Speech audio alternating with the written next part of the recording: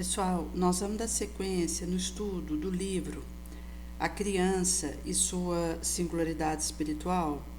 Nós estamos no capítulo 20, As Crianças no Plano Espiritual. Centenas de gárgulas crianças brincavam entre fonte e flor de jardim maravilhoso. Quando falamos em criança no plano espiritual, nos deparamos com o fato de que muitas desencarnam em tenra idade. Analisando apenas o ponto de vista físico, isso pode parecer injusto, desesperador. No entanto, conforme exposto no capítulo anterior, a doutrina espírita esclarece sobre morte física como retorno à parte espiritual, trazendo consolo ao nos lembrar que essa separação é momentânea.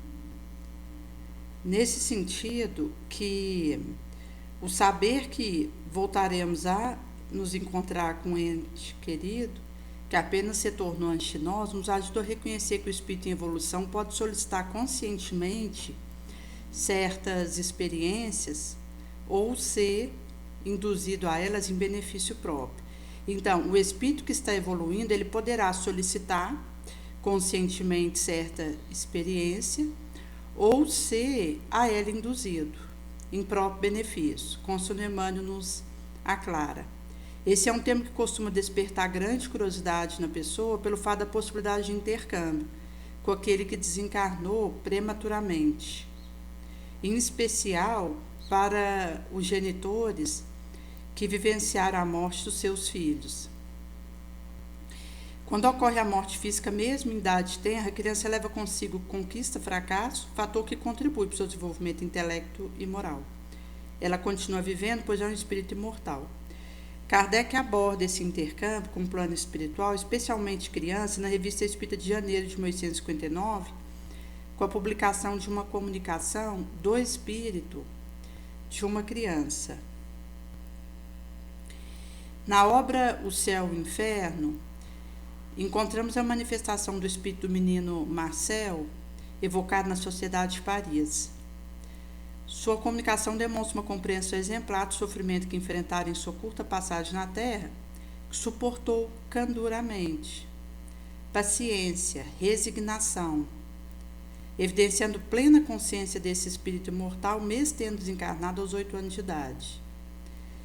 Então, a comunicação dele demonstra essa compreensão exemplar do sofrimento que enfrentaram em sua curta passagem na Terra, que suportara com candura, paciência, resignação, a evidenciar a consciência plena desse espírito mortal, mesmo tendo desencarnado aos 8 anos.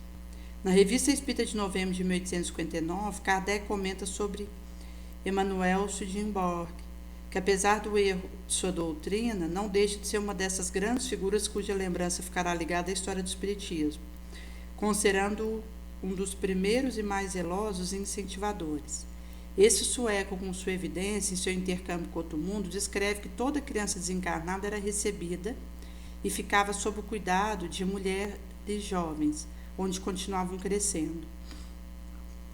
Quando o movimento espiritualista desabrochara em 1849, e aqui traz, a partir de 1848, houve esse desabrochamento do movimento espiritualista.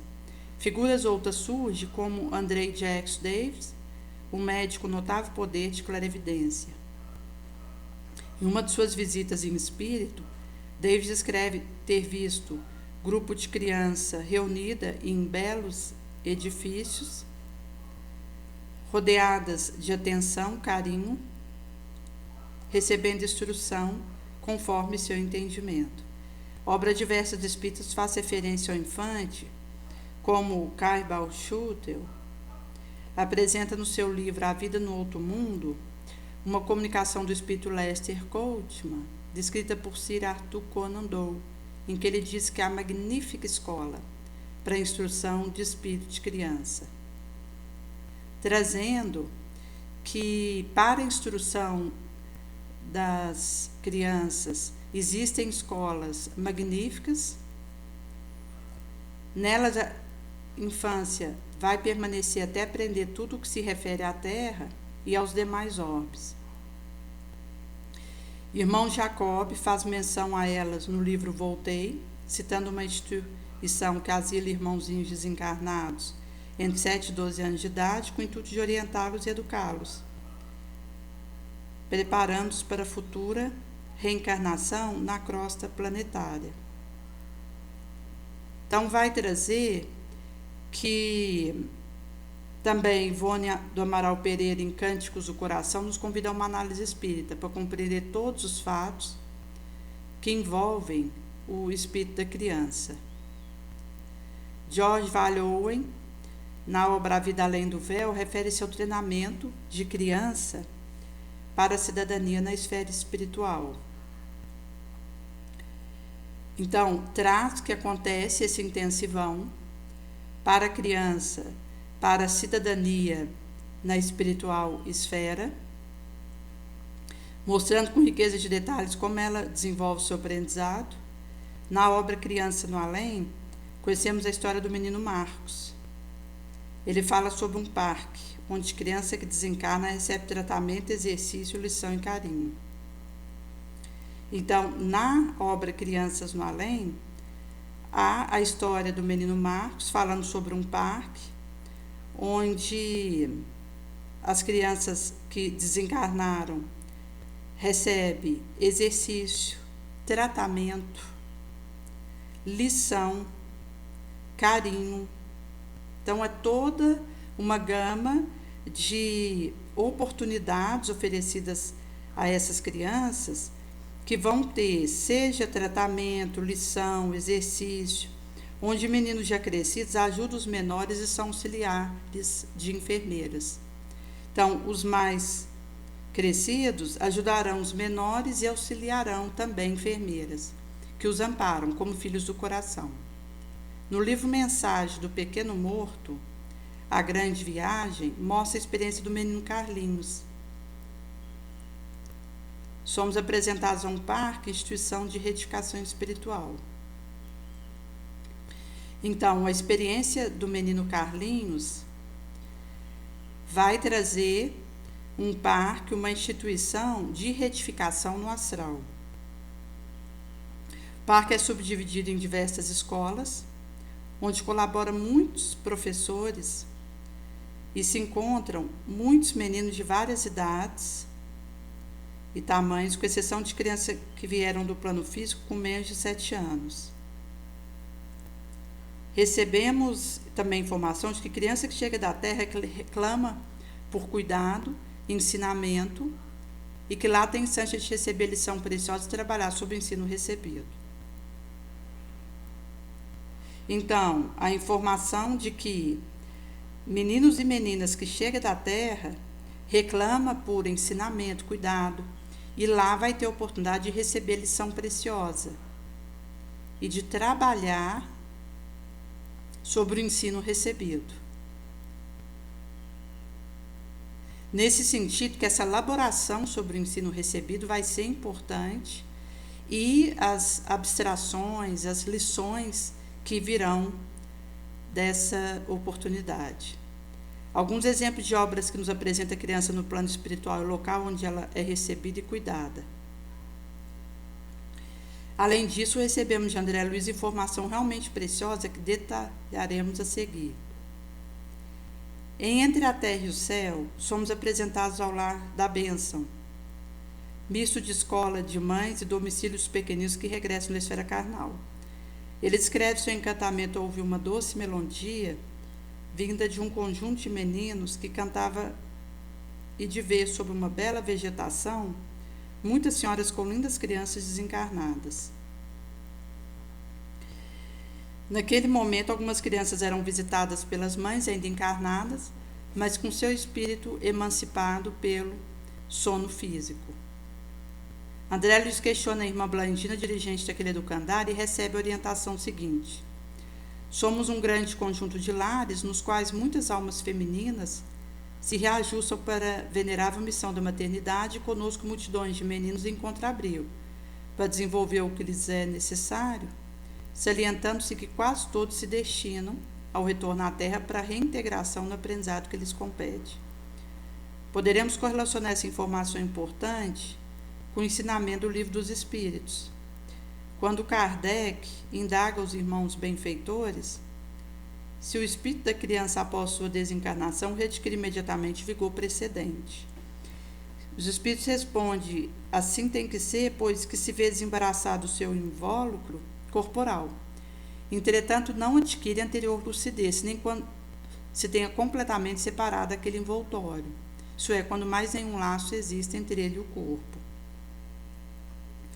Então, vai dizer que, mesmo essa criança se vendo desembaraçada do seu invólucro corporal após a desencarnação, ela não readquirirá a anterior lucidez imediatamente, mas depois de ter se completado a separação daquele envoltório, isto é, quando mais nenhum laço exista entre ele e o corpo. Levando em conta a orientação recebida por André Luiz, podemos dizer que, dependendo do nível evolutivo, bem como do estado mental em que a criança se encontra ao desencarnar, ela poderá facilmente superar a sua desencarnação prematura e se desapegar dessa forma infantil. Então, vai trazer o nível evolutivo, bem como o estado mental em que a criança se encontra ao desencarnar. Assim, a depender desses fatores, ela poderá facilmente superar a sua desencarnação prematura e se desapegar dessa forma infante. No entanto, na maioria dos casos, muitas crianças ainda se encontram no traumatismo inconsciente, sendo conduzida como criancinha no colo maternal. Por não saber desatar laço que aprisiona ao rígido princípio que orienta o mundo, exige tempo para se renovar.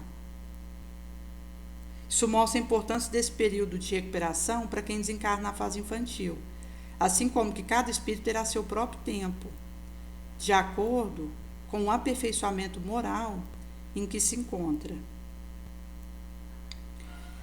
Da mesma forma que, ao reencarnar, quando guias e amigos espirituais nos conduzem a essa nova existência corporal, ao desencarnar, a criança é recebida por familiar e amigo, que lhe dá assistência. Independentemente da sua condição, todo espírito conta sempre com o auxílio da espiritualidade. Independe da condição, todo espírito contará com o auxílio da espiritualidade maior. Kardec nos ensina que encontramos no mundo dos espíritos parente, conhecido que ali nos precedera, vez que eles vêm nos receber. Nos ajuda também a desprender do laço terrícola. Então, tanto nos acolhem no astral, como nos dão auxílio para que nós nos desprendamos do laço terrícola. Em Mensagem do Pequeno Morto, A Grande Viagem, conta-nos Carlinhos que ele foi amparado cuidadosamente pela sua tia desencarnada, que ela o carregara carinhosamente no braço após seu desligamento do corpo físico. Então, vai trazer que fora recebido na espiritualidade pela sua avó Adélia e pelo primo Antoninho, e sob a assistência cuidadosa de um médico, os ajudara a esquecer da dor e aflição decorrente da doença que causara sua morte. Temos a certeza de que a espiritualidade sempre irá amparar todo pequenino que desencarna. Em Obreiro da Vida Eterna, o instrutor Albano Metelo discorre sobre a necessidade de cooperação daquele que alcançou maior compreensão, oferecendo auxílio à entidade infeliz na região inferior que cerca a crosta terrícola. Ele fala também sobre a formação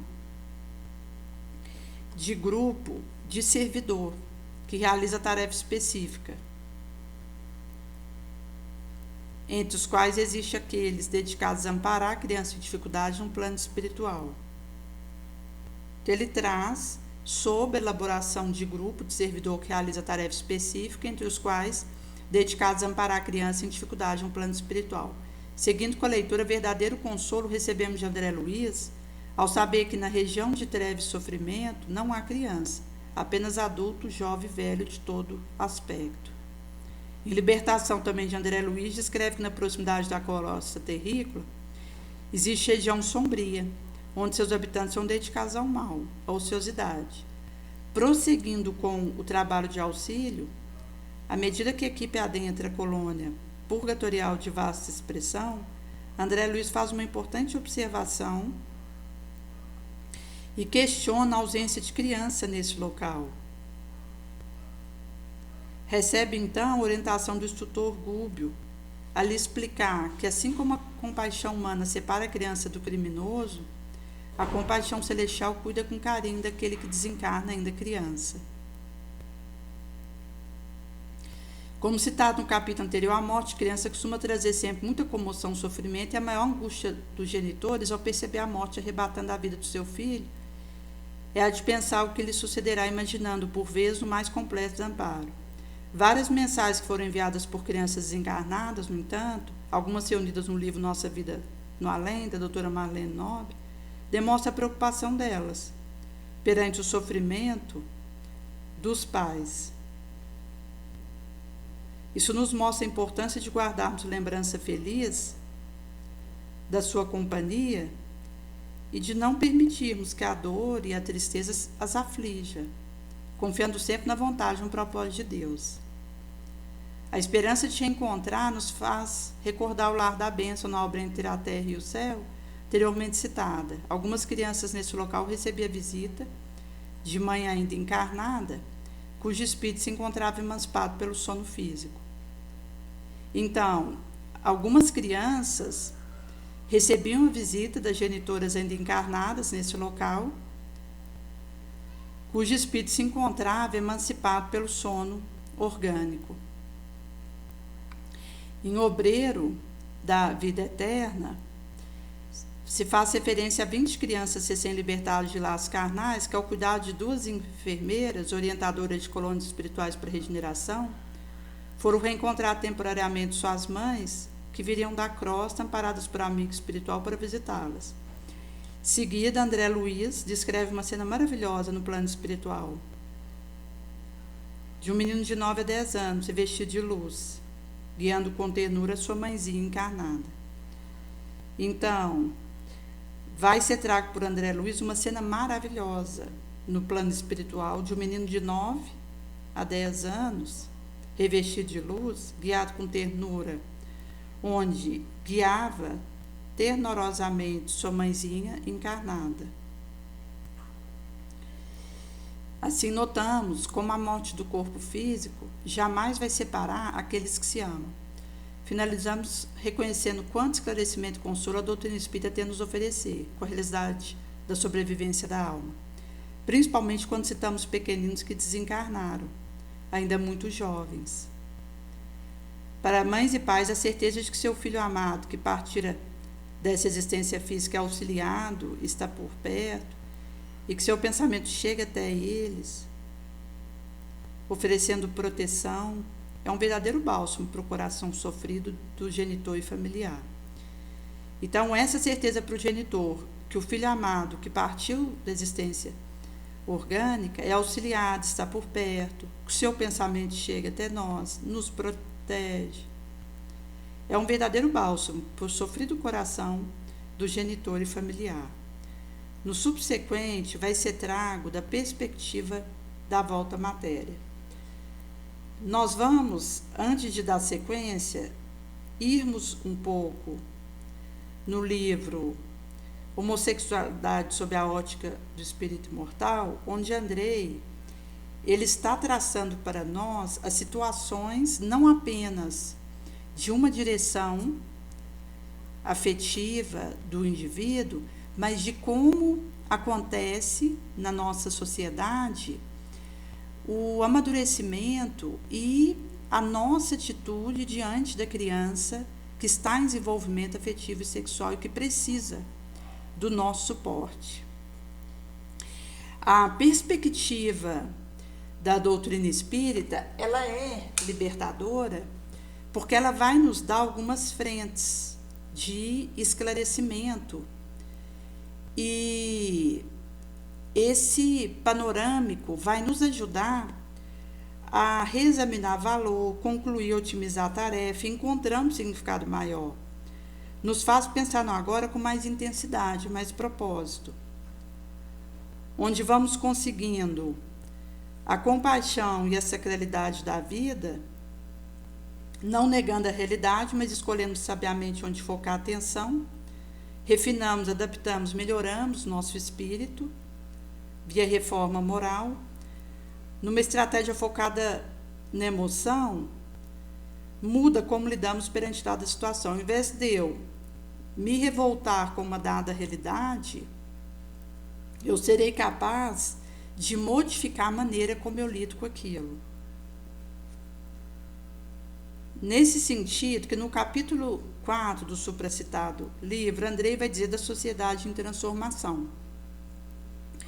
Reconhecer a diferença é questionar conceito homogêneo e estável que exclui ou a diferente. Então, o reconhecimento da diferença questiona conceito homogêneo, estável e permanente que exclui o ou a diferente.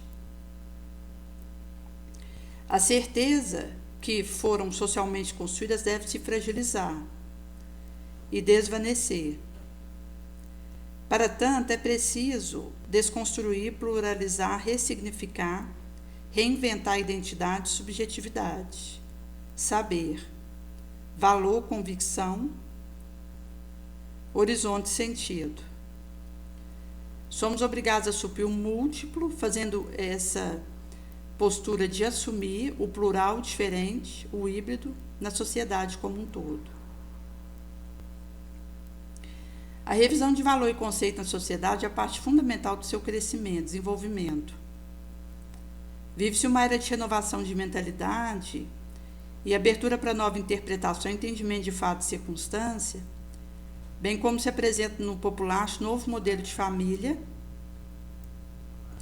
e indivíduo, requerendo revisão de conceito e padrão secularmente definido.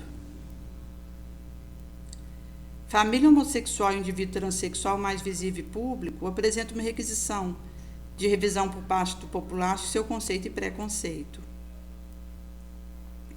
O caso de Thomas Butch é emblemático. O americano transexual feminino tornou-se mundialmente conhecido por apresentar uma aparência masculina, artificialmente construída e ter engravidado, dando à luz uma menina saudável em 2008 e um ano após a outra menina por inseminação artificial com esperma de um doador anônimo. Tal decisão se deverá ao fato de sua companheira ser estéril. Junto dela, que é quem amamentara, Thomas aparece no telejornal e revista, causando espanto. Possui um relacionamento estável há 8 anos, dentro do padrão moral requisitado pela sociedade, que inclusive desconhecia sua real condição, até que seu caso viesse a público e chocasse a opinião geral. Trata-se de um exemplo de família moderna que requer tanto do meio social como do científico e do religioso a revisão e a ampliação de conceito tradicional de família e equilíbrio no desenvolvimento da alteridade, visando classificar essa família à luz da reencarnação, entender o contexto educativo reencarnatório de seus integrantes, esforço do casal para criar uma família levando em consideração o modelo patriarcal de família que havia vigorado ao longo dos séculos. Questões para as quais não há resposta pronta nem padronizada, mas que requer conhecimento da base do espiritismo, bem como exercício de alteridade, para inferência de sentido e significado profundo. Então, tanto para fazer uma significação profunda, como para inferir sentido. Livro dos Espíritos, questão 775, qual seria para o populacho o resultado de relaxamento do laço de família? Uma recrudescência do egoísmo.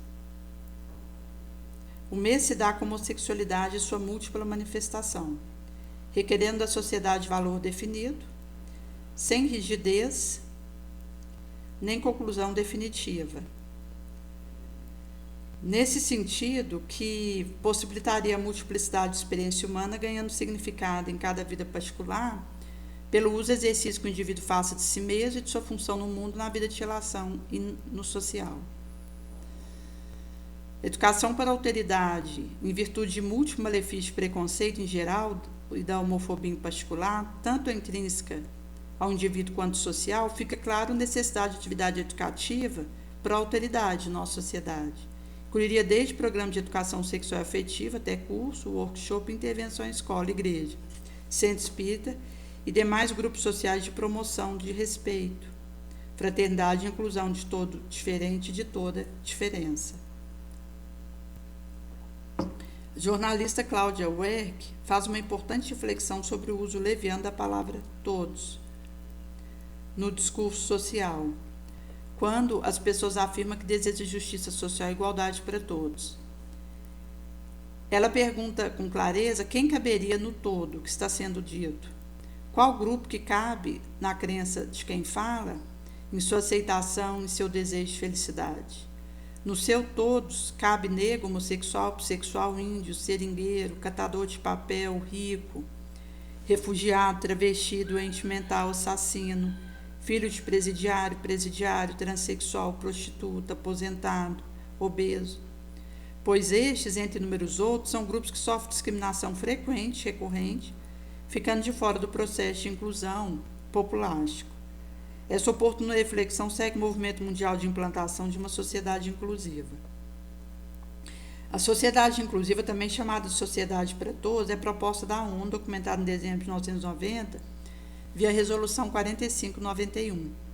Nações Unidas pede que até o ano 2010 passemos da fase de conscientização para a ação, solicitando ao mundo atenção especial à pessoa com deficiência do país em desenvolvimento.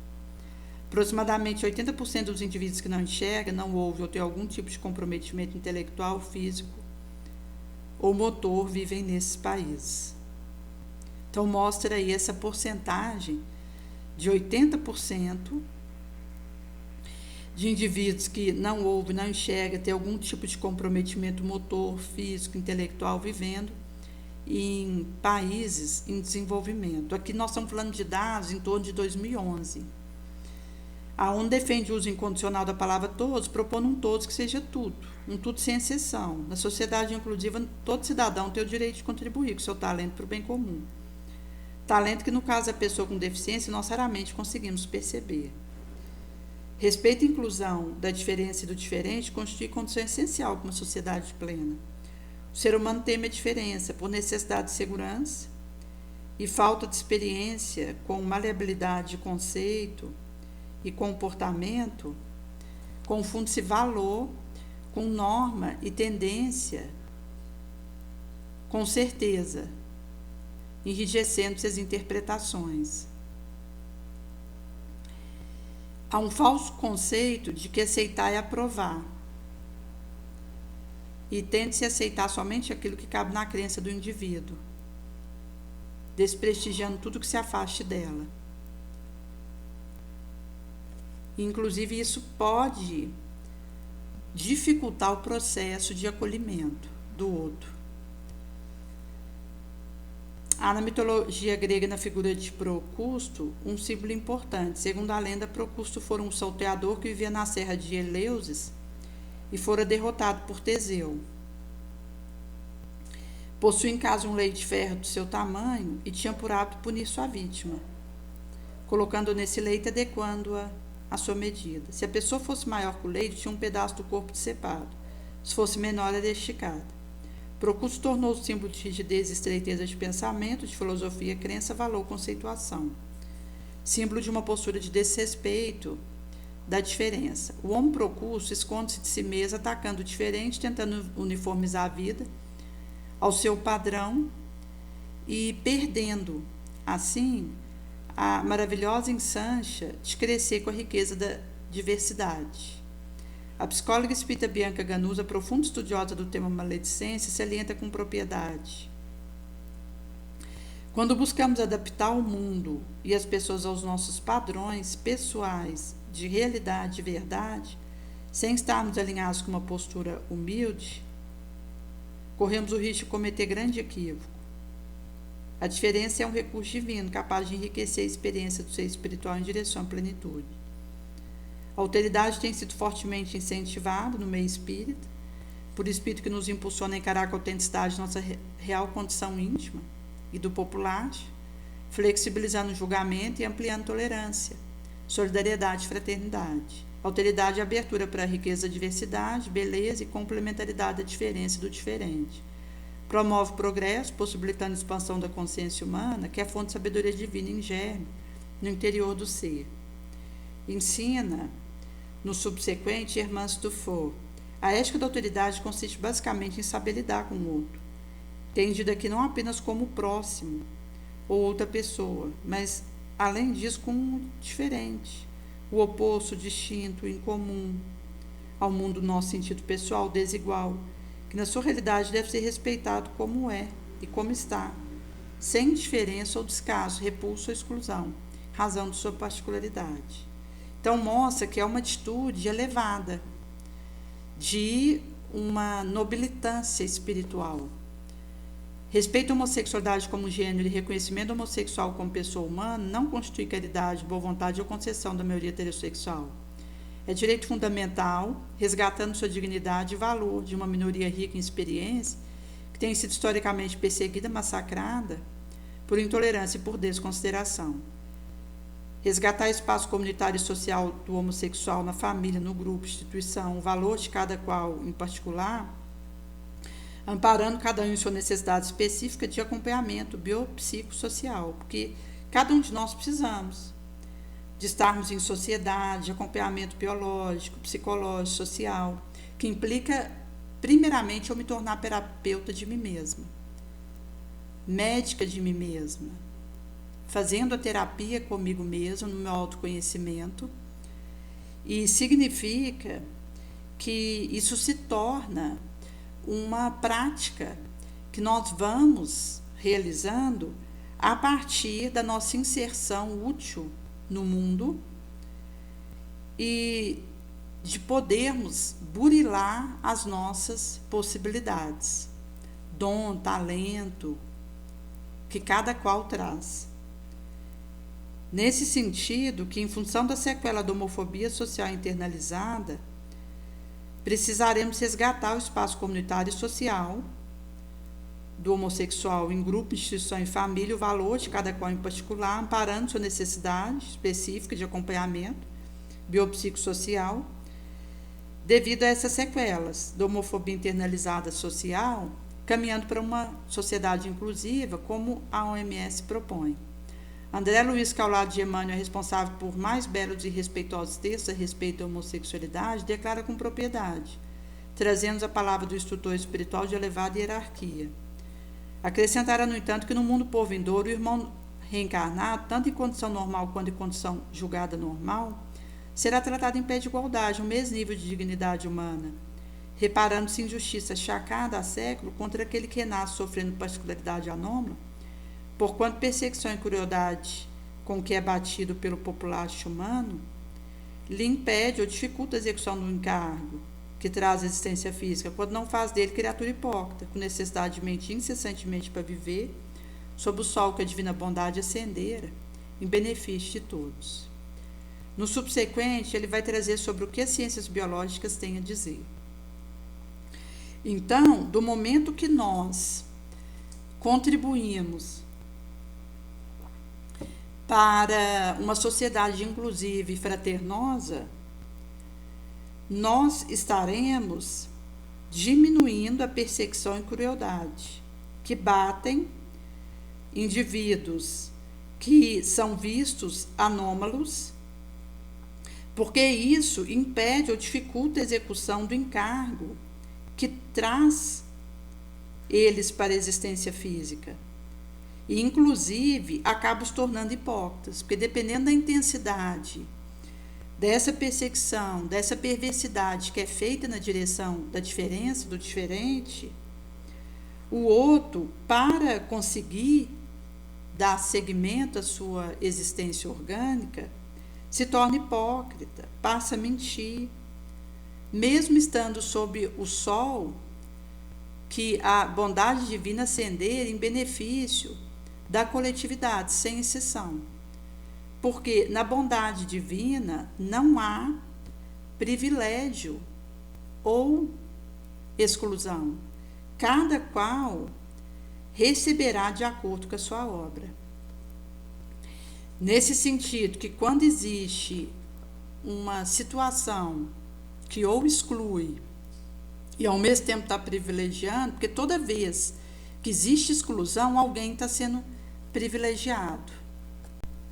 É nesse sentido que o discurso de privilegiamento ele é tão danoso quanto o discurso exclusivo, que tira alguém, que não dá oportunidade de acolhimento para uma determinada realidade que o indivíduo seja, viva. E isso significa ideias fantasiosas, perniciosas, porque elas tiram do indivíduo a importância do próprio esforço, porque tudo que implica privilegiamento ou exclusão menoscaba a importância do esforço pessoal para galgarmos a nossa melhoria. Porque se existe um regime pré-fixado que ajuda uns e deixa outros ao abandono, significa que o meu esforço não é tão importante para o meu melhoramento, para a minha reforma espiritual, para o meu processo de eterização, de espiritualização. A partir do momento que a gente faz cair essas teorias prejudiciais e falsas, nós estamos fortalecendo o valor do esforço, que é algo que desde a infância até os 7 anos de idade, a criança já vai começando a perceber que, sob a óptica da necessidade de se esforçar mais, ela consegue compreender que mesmo quando ela falha, ela não se torna ruim por isso, ela apenas não esforçou o suficiente. Então, esse discurso que valoriza o esforço próprio e que estimula o indivíduo a suar mais, a dar mais do seu tempo, trabalho, energia para lograr o objetivo, isso significa que desde a mais tenra idade, esse espírito encarnado vai compreendendo que ele não é o erro que ele cometa, porque ele pode, a partir do seu esforço, fazer melhor da próxima vez, se tornando melhor. É nesse sentido que todo discurso que faz ruir sistemas de preconceito vai auxiliar a valorizarmos o nosso suor, a nossa cota de participação para que possamos talhar a nossa reforma interior. É por isso que quando nós trazemos essas reflexões sobre grupos minoritários, isso tem a ver com toda a sociedade, porque o mesmo discurso materialista que faz exclusões, preconceitos e sectarismos com determinados grupos é o discurso que menoscaba a participação de cada qual no próprio processo de melhoramento. O contrário é verdadeiro. Quanto mais a gente dissolve os discursos de ódio, de separativismo, de facção, de superioridade e inferioridade, que são complexos, adoecimentos psíquicos. Tanto se o indivíduo ele tem complexo de superioridade, que inclusive poderá vir associado de carência, salvacionismo, que dão aso para obsessões perigosas de difícil abordagem de tratamento, porque tem a ver com uma ideia cristalizada que o indivíduo faz acompanhar, nesse sentido que o discurso de um inferior, de um superior, de um predestinado para uma felicidade, de outro que já fora fixado para um sofrimento, de uma condição de desvalorizar em alguém aquilo que ele traz de dom, de talento, de não dar espaço para o outro colocar a sua capacidade a serviço do bem comum. Essas situações dizem de soluções que nós precisamos fazer dessas teias, dessas grades, para que nós possamos fortalecer a espiritualização. A importância do nosso esforço, da nossa participação naquilo que almejaremos e alcançaremos, porque cada um é herdeiro de si mesmo. E é a golpe de esforço próprio que eu poderei talhar a minha elevação moral. Mesclada nos sentimentos de bondade, de caridade, de compaixão, de perdão, de pobreza, de castidade, de humildade, que são os valores que Jesus traz para nós. Porque as nossas chagas morais são orgulho, egoísmo, sensualismo. É por esse motivo que todos os discursos que vêm do nosso egoísmo, do nosso orgulho, como as superioridades e inferioridades supostas, como as facções, as divisões que insuflam duelos, guerras, ódios, vinganças de todo porte, esses aspectos vão trazer das nossas chagas que continuam purulentas, sangrando, e que é a golpe de esforço próprio que cada qual vai conseguindo vencer essa sombra em si mesmo, que é a verdadeira vitória, porque vencer o outro é fácil. Verdadeira vitória é aquela que eu faço sobre mim mesma, sobre a sombra que eu trago, sobre as minhas chagas morais, sobre os meus impulsos violentos que eu tenho, os meus condicionamentos sombrios, as minhas predisposições mórbidas. É isso que pede de mim essa cota da minha participação, porque em qualquer parte do multiverso, cada qual receberá de acordo com a sua obra. A insementação é livre, a colheita é obrigatória, de acordo com aquilo que tivermos semeado.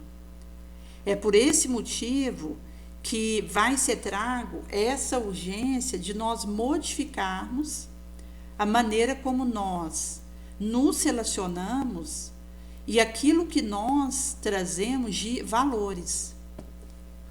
Porque a partir do momento que eu acredito que eu esteja numa situação de receber mais por algo que eu vim predestinada a isso, isso vai dificultar minha resiliência, vai impedir que eu desenvolva os metais da resistência, da perseverança no bem.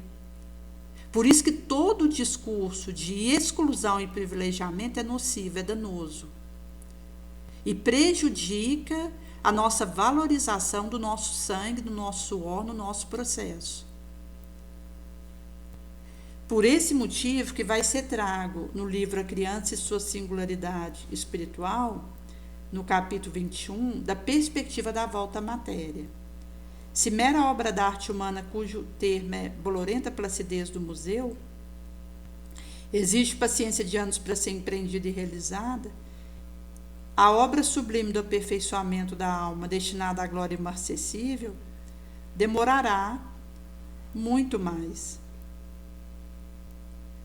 Como vimos até aqui, somos inteligências secundárias, criadas por Deus, inteligência suprema, causa primária, para evoluir. Ao renascer no corpo físico, nosso planejamento encarnatório, trazemos conosco um longo passado espiritual e marca no perispírito que precisará ser ajustado. Então, traz tanto a questão de marca perispiritual quanto o nosso longo passado espiritual, porque isso implica condicionamento.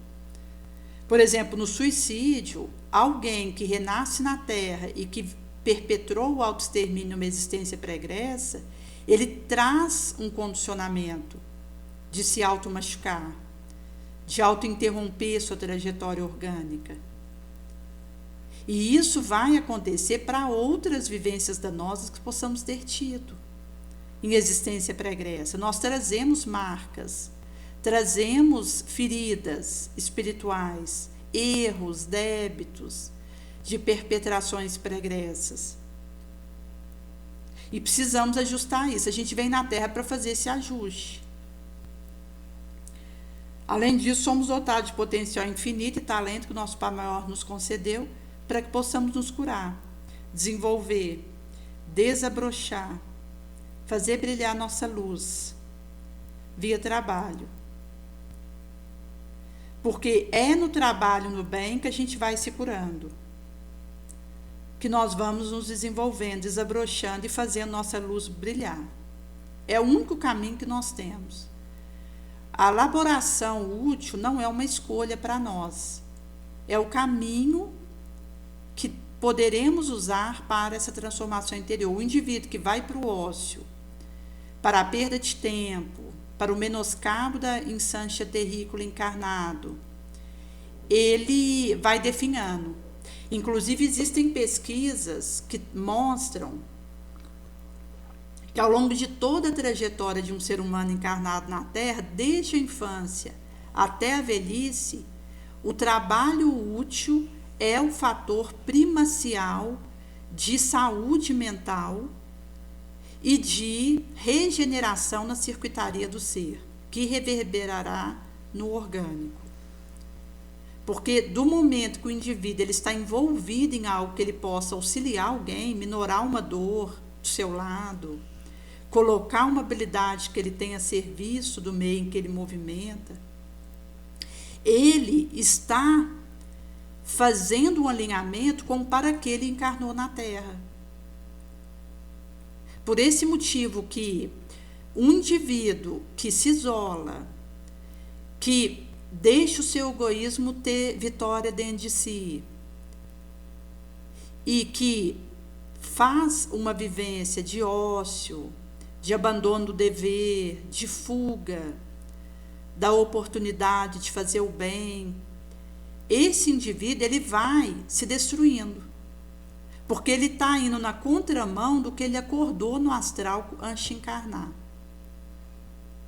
É por esse motivo que o trabalho voluntário ele é base para o nosso equilíbrio mental. Uma pessoa que só está preocupada em ganhar dinheiro, em enriquecer seu cofre do banco, em comprar uma casa melhor, em ganhar mais título para poder melhorar a sua evidência, em comprar coisas de marca para poder atender uma moda. Esse indivíduo ele vai adoecendo, porque ele está fazendo o oposto do para que ele encarnou, que é o trabalho no bem. Porque nós viemos para a Terra encarnar para pedir serviço para Jesus. É por isso que o materialismo e as ideias que fazem exclusão e que colocam sobre alguém favores gratuitos, tudo isso é prejudicial para nós. Porque são ideias que se dão às mãos, junto com o materialismo, e que valorizam o que é passageiro, transitório e egoístico. É por isso que nós estamos nesse momento de despertamento, para que nós possamos ir em busca do nosso propósito de vida, porque o tempo está passando. Os anos na Terra, eles são céleres, eles passam rápido. E eu vou ter que prestar conta do que eu fiz disso aqui. Da saúde do meu organismo, do local em que eu morei, do trabalho que foi me emprestado, porque tudo foi empréstimo. Não nos pertence. E ao ser emprestado para nós a título precário, foi para que produzíssemos utilidade com isso, beneficiando o meio em que estamos. Por esse motivo que o indivíduo que deseja se reequilibrar, tratar sua depressão, seu pânico, ele precisará se envolver na utilidade, persistir nesse caminho. E o que vai nos dando uma percepção disso é a espiritualidade, o atendimento profissional quando necessário, porque é esse labor nobre que vai nos reequilibrando perante nós mesmos, perante Deus, que a gente vai conseguindo ficar de pé, administrando a nossa situação interior, gerindo as nossas questões, palatabilizando, para que nós consigamos fazer o avanço acontecer, que é um processo individual, intransferível. O outro não pode fazer isso por mim, mesmo que ele quisesse. Cada qual precisará movimentar o seu músculo moral para esse movimento acontecer na sua vida. Por esse motivo que vai ser trago que, na maioria das vezes, salvo em caso de expiação mais dolorosa, na reencarnação há programa de serviço a realizar. Retornando ao corpo físico, estamos invariavelmente animados de um propósito firme, seja anseio de alijar a dor que nos atormenta, aspiração de conquista espiritual que nos facilite acessar a vida superior, voto de recapitular serviço mal feito, o ideal de realizar a grande tarefa de amor entre aqueles a quem nos afeiçoáramos no orbe. De modo geral, a maioria das almas que reencarna satisfaz a fome inquietante de recomeçar. Porque é uma fome inquietante, persistente de recomeçar, de fazer melhor, de sublimar. Quem não atende com exatidão ao trabalho que a vida lhe delegara, depressa se rende ao impositivo da repetição, da experiência. E ressurgimento na luta física aparece por bênção salvadora. Milhões de destinos se reestrutura dessa forma, qual se refaz uma floresta grande. A sementeira cresce, estimulada pelo magnetismo do solo. A existência corpórea germina de novo, incentivada pelo magnetismo da carne.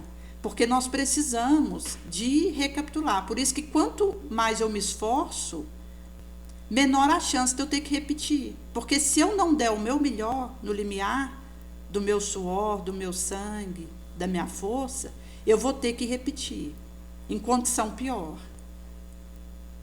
Então, antes a gente ia tentar fazer um 10 e darmos a nossa contribuição nobre no limiar de nós mesmos, para que nós não precisemos encontrar recapitulação, que nos abraça, que é imposta sobre nós caso nós fiquemos aquém do que poderíamos.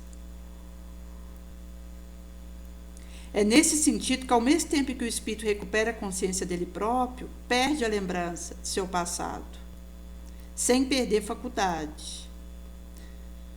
Qualidade e aptidão adquirida anteriormente, aptidão que estava momentaneamente posta em estado latente e que, em retomando sua atividade, vai ajudá-la a fazer mais e melhor do que teria feito precedentemente. Faz renascer o que se fez pelo seu trabalho anterior. É para ele um novo ponto de partida, um novo degrau a ser galgado. Então, ao mesmo tempo que o espírito está recuperando a consciência dele próprio, ele perde a lembrança de seu pregresso, sem perder faculdade, qualidade, aptidão anteriormente adquirida, aptidão que estava momentaneamente posta em estado latente, porque ao retomar sua atividade vai ajudá-la a fazer mais e melhor do que teria feito precedentemente. Faz renascer o que se fez pelo seu trabalho anterior, é para ele um ponto de partida novo, um novo degrau a galgar. Além da expectativa positiva do genitor no retorno do espírito à matéria, ao esperar uma criança, como ela será, como será seu rostinho, se gostará de estudar, de cantar, brinquedo favorito, o espírito reencarnante também tem uma ansiedade bem grande, pois que a prova de sua existência o retardará ou fará avançar, conforme a suporte. É nesse sentido que nós trazemos uma ansiedade importante antes de reencarnar, devido ao fato de que poderemos avançar ou retardar no nosso processo conforme suportemos as expiações e as provas que nos encontrarão na nossa encarnação. Então, existe, sim, a positiva expectativa do genitor no retorno do espírito à matéria quando espera uma criança, trazendo aí questões referentes àquilo que ele trajetoreia, porque brincar para a criança é um trabalho sério, porque ela aprende cognição, convivência social, valores com um dado brinquedo, desenvolve aspectos motores, orgânicos. Por isso que o brinquedo que é dado para uma criança precisa ajudar ela a desenvolver valor nobre. O tipo de brinquedo, a categoria, aquilo que estimula na criança precisa ser pensado com vista a desenvolver nela espiritualidade, nobreza, elevação. Porque ali ele está aprendendo, com aquele brinquedo, É nesse sentido que, ao invés de trazer algo que seja caro e que até vai ensinar para essa criança que algo sofisticado é que tem valor, o que é uma irrealidade, porque vai induzindo ela à materialização, optar por algo simples, mas que vai desenvolver mais valor nobre, inclusive para que ela desenvolva a espiritualização e vá vencendo as teias materialistas, vai ser bom para ela, direcionando aquilo que ela brinca para o que poderá fazer desabrochar nela valor nobre.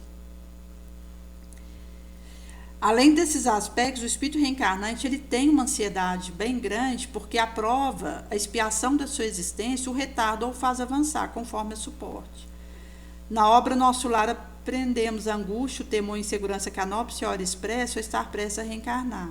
Tanto insegurança, temor, como angústia, bem como orientação que o ministro Clarencio lhe fornece. Não ignoro o que representa a sombra do campo inferior, mas é indispensável coragem, intrepidez e caminhar para diante. Então, ela tinha clareza da sombra do campo inferior, do risco que corria ao reencarnar na Terra, mas é indispensável coragem, arrojo, caminhar para diante. Toda luz que acendermos, de fato, na Terra, lá ficará para sempre, porque a ventania da paixão humana jamais apagará uma só da luz de Deus. Então, do momento que nós fazemos o acendimento da luz, ela fica para sempre, porque a ventania do passional humano jamais apaga uma só da luz divina. Sabemos também que quanto mais puro é esse espírito, tanto mais propenso ao bem é o homem, a criança encarnada. O ministro Clarencio nos orienta que quanto mais vasto o recurso espiritual de quem retorna à carne, mais complexo é o mapa de trabalho a ser obedecido. Então, quanto mais vastidão do recurso espiritual do retornante à carne, mais complexo o mapa de trabalho a ser obedecido. Nos explica a respeito da fatalidade relativa, esclarecendo que o encarnado, em sua grande maioria, tem grande dívida do passado a resgatar, além de conquista adquirir. No entanto, ele realça que o livre-arbítrio, também relativo, reforça que, mediante o programa ser desenvolvido, a conduta é sempre nossa. E dentro dela podemos gerar circunstâncias em nosso benefício ou em nosso desfavor. Então, o aspecto da fatalidade relativa diz da grande maioria dos encarnados ter grande dívida do pregresso a resgatar e também precisará conquistar em termos de nobilitâncias daquilo que realizar aqui. Realça que o livre-arbítrio, também relativo, reforçará, mesmo diante do programa a ser desenvolvido, a conduta de sempre ser nossa, e dentro dela podemos gerar circunstância em nosso desfavor ou em nosso benefício. Por isso a urgência de usarmos o nosso livre-arbítrio para o bem. Porque quanto mais aumenta a nossa inteligência, as nossas vivências de aprendizado espiritual, sabedoria, amor, maior o nosso livre-arbítrio, maior a nossa responsabilidade. Se o indivíduo desenvolver inteligência e não desenvolver valor nobre, ele tem aumentado sua liberdade, sua responsabilidade, ele vai usar sua inteligência para algo ruim. Por isso é urgente a reforma moral, para que o indivíduo ele possa usar o conhecimento, a razão que ele está adquirindo para o nobre. Nesse sentido que a gente precisa das duas asas, na vigilância e oração e observação atenta, para que façamos germinar e fortalecer tanto a sabedoria quanto o amor. A obra Entre a Terra e o Céu conta a história do menino Júlio, que traz consigo a morte precoce no quadro da aprovação. Por 2 vezes morrera prematuramente, pois era um suicida reencarnado e trazia a mente desorganizada por longa indisciplina. Então, o fato dele ser esse suicida reencarnado o trazia a mente desorganizada por uma indisciplina longa. Júlio renascerá no equipamento fisiológico deficitário, que de algum modo lhe retratará a região lesada que nos reportáramos. sofrerá intensamente do órgão vocal, que sem dúvida se caracterizará por resistência fraca a assalto microbiano, e em virtude de nosso amigo haver menosprezado a bênção do corpo físico, será defrontado por terrível luta, na qual aprenderá a valorizá-lo. Então, são lutas para que Júlio aprendesse a valorizar o organismo físico que ele houvera malbaratado, cuja bênção ele havia desprezado. Para exemplificar o propósito da reencarnação do menino Júlio, elucida-nos ainda o ministro Clarencio. A reencarnação, no caso de Júlio, não reclama de nossa sincera cuidado especial. É uma decide experimentar o campo da matéria densa, com interesse tão somente para ele mesmo e para o familiar que o cerca. Todavia, se a existência do filho do amado estivesse destinado no momento a influenciar a comunidade, se ele fosse detentor de mérito indiscutível, com responsabilidade justa, no caminho alheio, o problema seria efetivamente outro. Então, se ele estivesse destinado a fazer influenciação de populacho, detendo mérito indiscutível, com responsabilidade justa no caminho alheio, o problema seria outro efetivamente. Força de ordem superior seria fatalmente mobilizada para interferir no cromossomo, garantindo-se o embrião do veículo físico de maneira adequada à missão que lhe coubesse. Inclusive porque a nossa disciplina no bem, que levanta a nossa vontade ao máximo, isso realiza uma epigenética perispiritual para direcionando o organismo físico. Então, a epigenética é um movimento do perispírito atuando no físico. E o perispírito, ele tem esse comando pela vontade do espírito, pelas escolhas, pelo pensamento, pelo sentimento, pela palavra, pela atitude, pelo testemunho. É isso que faz ativar ou inativar áreas cromossômicas, visando a utilidade, a propalação nobre que esse espírito decide e persevera.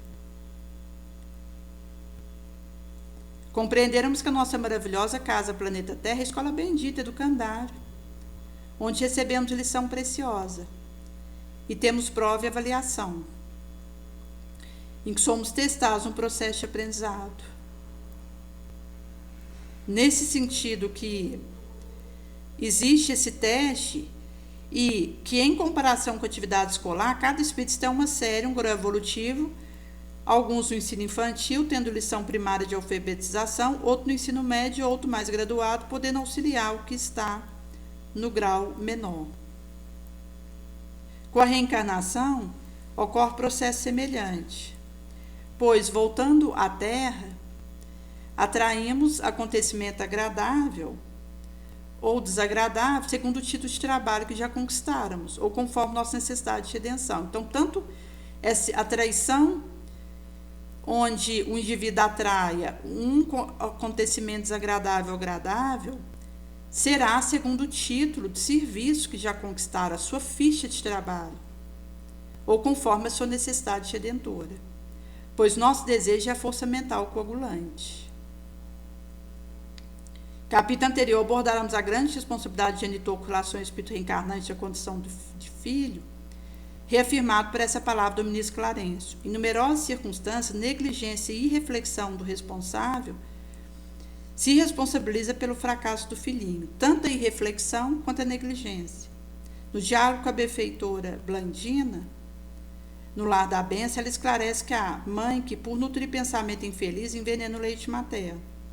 Casal que, através de rixa incessante, projeta raio magnético de natureza mortal sobre o filhinho tenro, arruinando-lhe saúde, e encontramos mulher invigilante que confia o lar à pessoa ainda animalizada, que a conta de satisfação doentia não se envergonhe de ministrar hipnótico a entezinho frágil que reclama carinho desvelado. Nesse sentido, que vai ser trago acerca dessa situação de mãe que faz invigilantemente o confiamento do lar a alguém animalizado, a conta de satisfação doentia, este não se vergonha de administrar hipnótico a frágil gentezinho que reclama carinho desvelado. Benfeitores esboçaram um inteligente sorriso e continuaram. Em verdade, a maioria das mães é contida por sublime falange de alma na mais bela experiência do amor e sacrifício, carinho e renúncia, disposta a sofrer ou morrer pelo bem-estar do rebento que a providência divina lhe confia, mão terna e devotada. Então, tanto o sacrifício, o amor, a renúncia, o carinho, disposta a morrer e sofrer pelo bem-estar do rebento, que a providência divina confiara à sua mão devotada e terna. Nenhum espírito intenciona falhar na sua missão aqui na Terra, porque todo espírito reencarna com propósito. Há quem traga sonho ideal mais enobrecido, mas todo, sem exceção, almeja viver de acordo com a lei moral da vida. Felizmente, muitos desviam das leis, vez que durante o processo de aprendizado, testamos, iludimos, erramos e sofremos. Então, tanto o teste, o se iludir, o errar, sofrer, pode nos desviar da lei. Assim, à medida que amadurecemos e nos enriquecemos com a experiência, retornamos ao colo do Pai, ajustando um pouco mais nosso caminho na jornada do aprendizado, vinculado por meio da oração e do trabalho construtivo ao plano superior.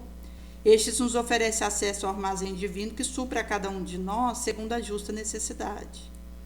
Então, precisa dessa vinculação voluntária, persistente, leal à oração, ao trabalho construtivo, que nos liga ao plano superior, que nos oferecerão acesso ao armazém divino a nos suprir segundo a justa necessidade de cada qual. No prefácio de nosso lar, temos uma preciosa orientação. É indispensável cogitar o conhecimento de nosso infinito potencial, aplicando-os, por nossa vez, no serviço do bem. O homem terrícola não é um deserdado, é filho de Deus em trabalho consultivo, envergando roupagem carnal, aluno de escola benemérita, onde precisa aprender a elevar-se. É um aprendizado, a autoelevação. A luta humana é sua ensancha, sua ferramenta, seu livro. Tanto o livro, para nós, ferramental e oportunidade esse labor. Que ninguém, todavia, se discute da necessidade própria no lugar que ocupa pela vontade do Senhor. A criança, sim, sua singularidade espiritual, solicita de nós paciência, dedicação, amor, sabedoria, fé, boa vontade, para auxiliar no desabrochar de sua potencialidade no propósito ao qual ela veio.